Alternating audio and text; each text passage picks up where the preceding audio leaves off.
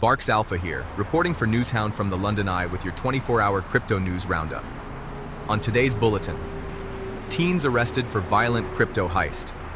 South Korea eyes 20% cap on crypto holdings. Ripple CEO predicts very happy ending. Morgan Stanley files for spot Bitcoin ETF. And Starknet leads Ethereum Layer 2 developments. Let's dig. Police in South Korea have apprehended 3 teenagers following a violent robbery involving a fraudulent crypto trade. On March the 2nd, the suspects allegedly lured a man to Goyang City for an over-the-counter transaction, only to assault him and flee with 30 million won in cash. Authorities are currently investigating the specific circumstances and whether accomplices were involved through platforms like Telegram.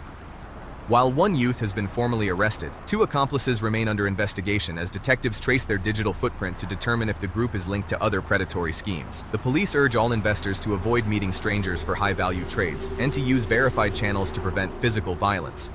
Speaking of South Korea, the government is considering a new proposal to limit major shareholder ownership in domestic cryptocurrency exchanges to a maximum of 20%.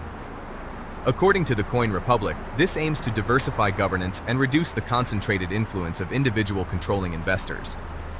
The limit targets a concentrated market where dominant exchanges like BitHum hold significant majority stakes.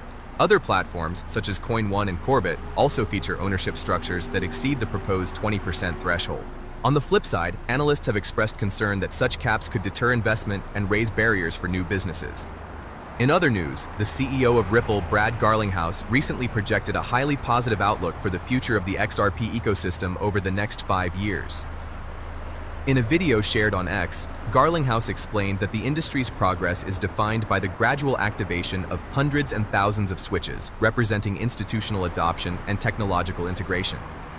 He suggested that these incremental steps would eventually result in an exponential impact, placing patient investors in a very happy place by 2031. Garlinghouse argued that the current shift toward tokenization and digital settlement systems is a structural transformation that requires time to mature. Meanwhile, back on Wall Street, Morgan Stanley entered the spot Bitcoin ETF race, filing a formal registration statement with the SEC on March the 4th. The proposed Morgan Stanley Bitcoin Trust intends to list on the NYSE Arca exchange, with Coinbase Custody and BNY Mellon serving as the primary custodians for its holdings, according to the filing. This marks a shift for the banking giant, which aims to provide its clients with indirect regulated exposure to Bitcoin. Some analysts propose that Morgan Stanley's entry could provide a major boost to market liquidity.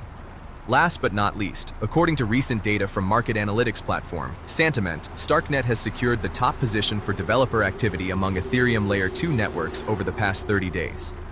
The ranking is based on the volume of development events and code contributions in public repositories like GitHub, which some regard as a key indicator of an ecosystem's long-term sustainability and engineering commitment. The report highlights a significant trend toward zero-knowledge technology, known as ZK Tech, with Aztec, ZK Sync, and Scroll also appearing in the top 10 alongside established rollups like Arbitrum and Optimism. That's it for today, dogs. Remember to share with the pack, keep your noses to the ground, and your ears pricked so you never miss a beat. Reporting for Newshound, this is Barks Alpha. Yes, I do.